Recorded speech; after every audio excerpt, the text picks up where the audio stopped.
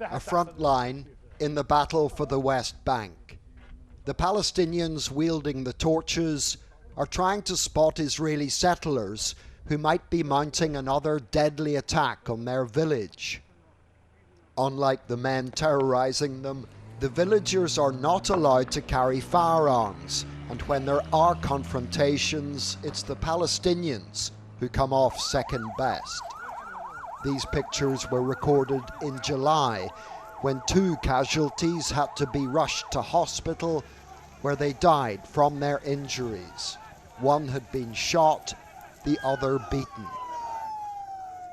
The villagers have established lookout posts and they keep an eye out around the clock. But they've already lost territory to the Israeli extremists. These houses have been abandoned thanks to repeated attacks, and settlers like this man have seized the land to use as pasture for their livestock. Have everything. The Israeli government, they protect them by the law. They give him everything just to stay here, to steal our land. In March, the Israelis erected this huge fence on one side of the village of Sinjil.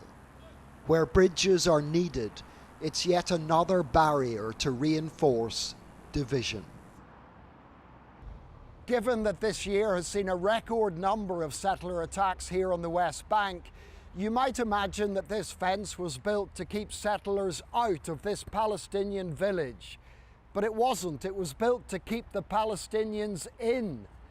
Today, there are only 2 gates into the village, and the Israeli Defense Forces have the keys to both of them. Naim Asfour is now cut off from his olive trees, but even if he could get to them, he wouldn't go because of the threat of settler attack. A fortnight ago, security cameras at his house recorded these pictures of Israelis vandalizing several of his cars. With the IDF unable or unwilling to stop them, it seems the settlers are targeting Sinjil at will. My wife heard them. She saw them on the camera. She was screaming, "Mustawtinin, Mustawtinin." I went crazy. I imagined they were around the house. They're gonna burn dust. While Palestinian communities on the West Bank, like Sinjil, cannot expect the Israeli security forces to protect them, they can expect IDF raids like the ones carried out in recent days. These incursions are described as counter-terrorism operations. But among those killed in such actions this year was a 15-year-old boy called Jad Jadala.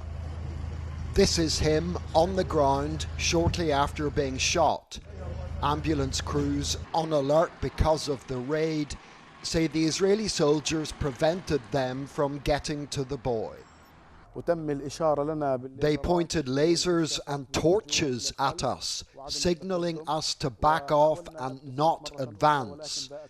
Later, we tried to get to him again, but failed, said this paramedic who was there.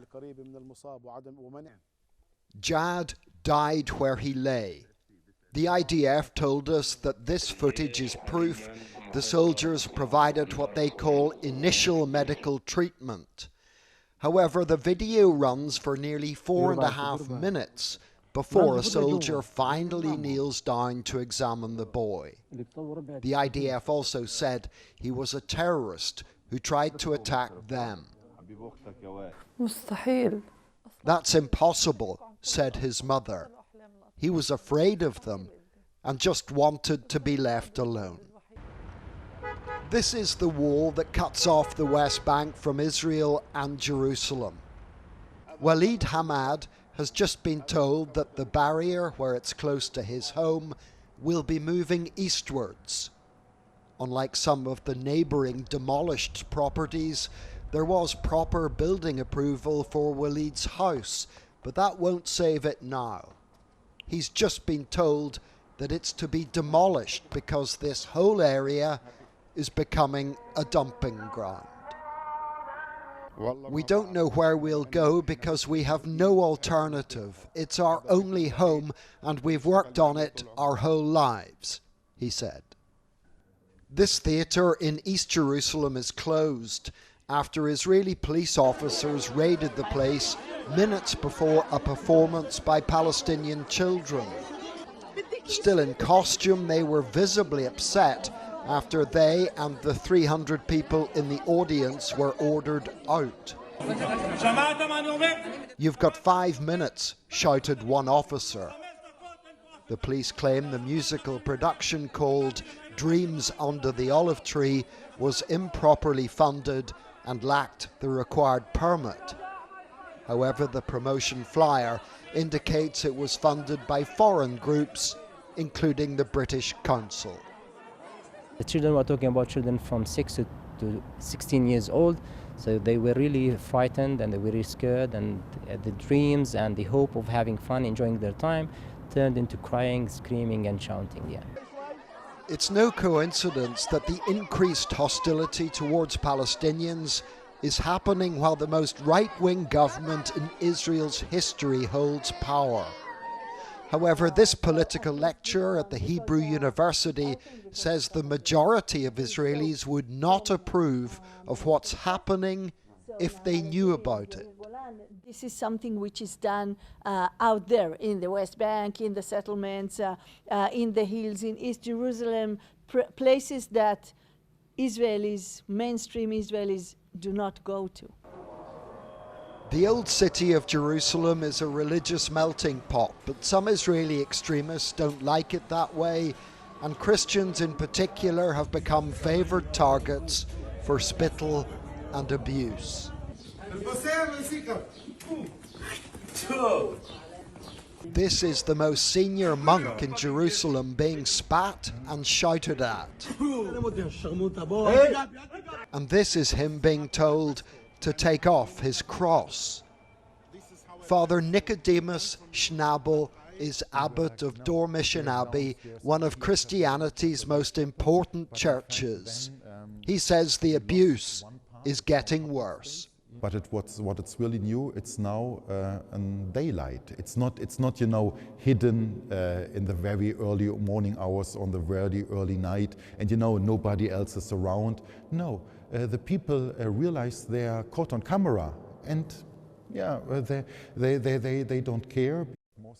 It seems that these days, for some Jewish extremists, no one and nothing else is sacred. John Irvine, ITV News, Jerusalem.